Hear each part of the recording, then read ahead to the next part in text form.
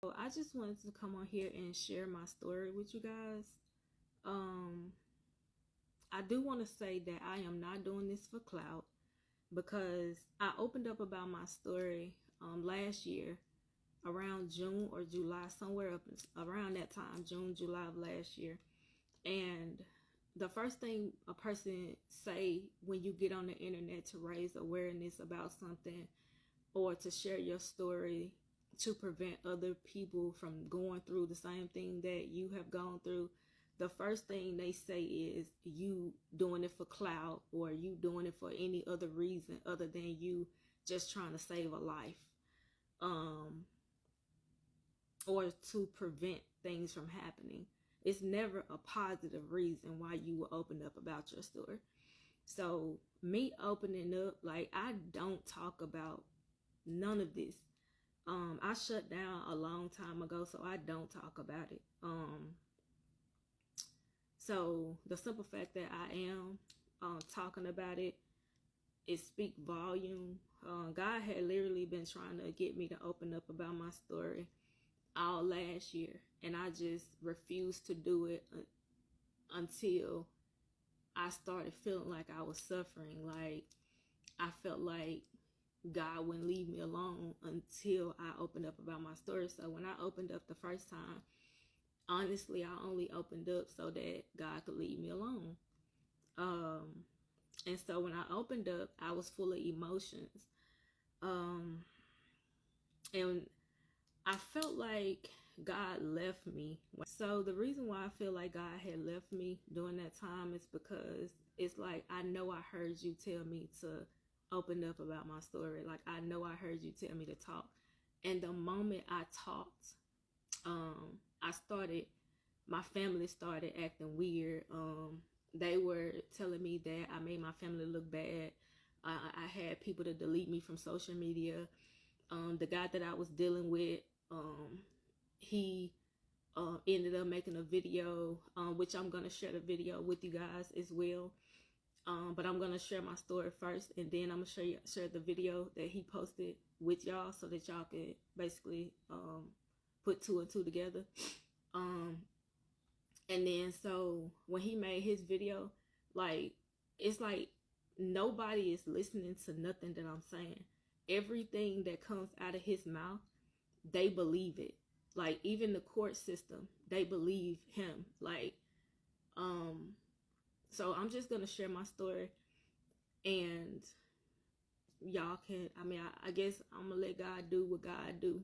So November 2006, I had to rush my daughter to the hospital because initially I thought she had choked on her chicken nuggets.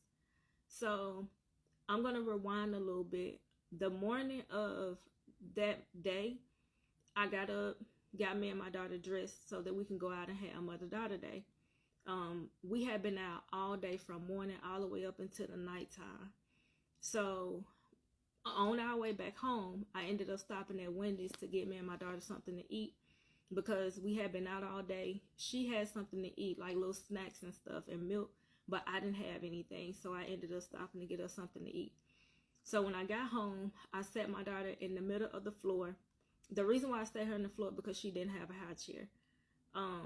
I sat her in the middle of the floor. We didn't have any tables. We didn't have any chairs. We was in an apartment with no furniture at all. We only had like a mattress on the floor in the bedroom, but we didn't have anything else. So I ended up setting my daughter in the middle of the floor so that she can eat her food while I go back out to the car and grab everything that we had got that day. So I'm going back and forth to the car to get the stuff out the car. When I come back to the door, my daughter was hanging on the door, and I basically opened the door a little bit, told her to move back so that I can get in the house. And she was basically just hanging on the door, yelling, crying. And so I frustratingly told her, go sit down and eat your food and let me go get the stuff out the car. Because there was a lot going on. Like, I was going through a lot during that time. And so I yelled at her. I told her to go sit down, let me get the stuff out the car. And so I leave back out. I locked the door. I didn't leave her in the house with the door unlocked. I just couldn't carry her on my hip and bring everything in at one time. So I left her in the house on the floor to eat her food while I would go back and forth. So I go and I get the stuff out the car and I come back to the door. She hanging on the door again.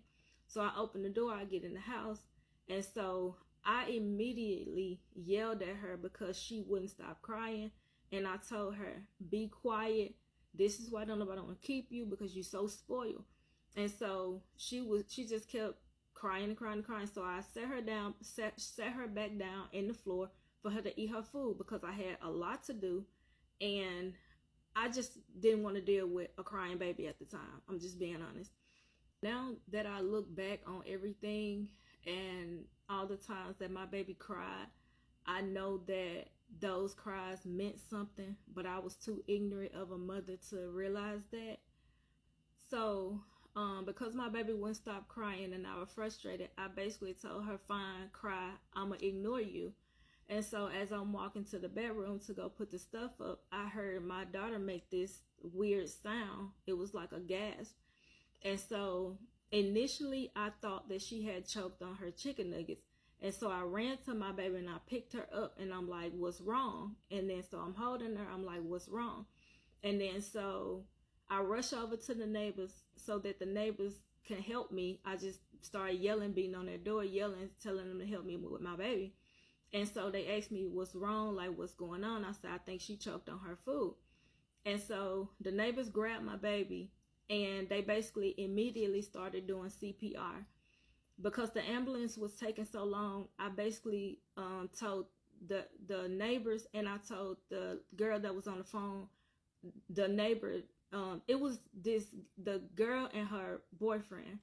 So I told the girlfriend that I would tell the ambulance that I would rush my baby to the hospital myself, because they was asking a lot of questions, and to me they was taking too long.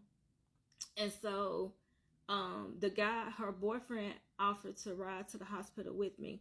So as we rush into the hospital, I get to the hospital, they take my baby out of my arms, they ask me what happened, and I tell them I think she choked on her food.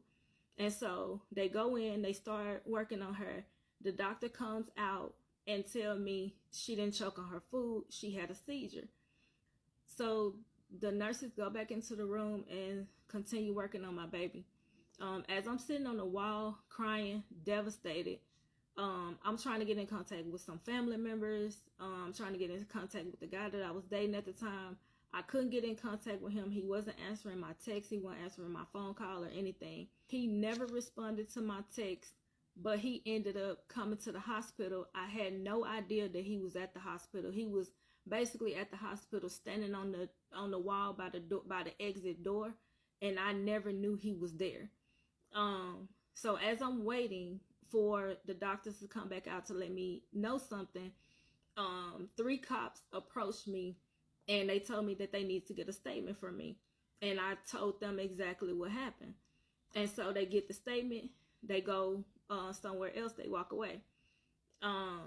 Then the Department of Children's Services ended up coming to the hospital. And I'm like, I didn't know who Department of Children's Services was until that day. Like, they told me that they were from the Department of Children's Services. They said CPS. That's what they said. And so I was like, what is that? And she was like, Department of Children's Services. So I had no idea, but the officer explained to me who they was and that I needed to give them a report. So I gave them a report. So they walk away. Moments later, a detective come and approach me. So at this point, I'm wondering, like, why is all these people here and why are they approaching me? And so when the detective approached me, he told me that he needed to get a statement from me. And so he was like, I need you to come to this room with me and give me a statement. He was like, I need you to calm down because I really need to get a statement from you, and I need you to be calm enough for you to talk to me. And so I remember him, my grandmother, my dad's mom, my mom's mom, and my grandmother on my mom's side, her husband was in the room as well. And so the detective told me, he was like, he asked me, he was like, what's going on with your baby? What happened to your baby?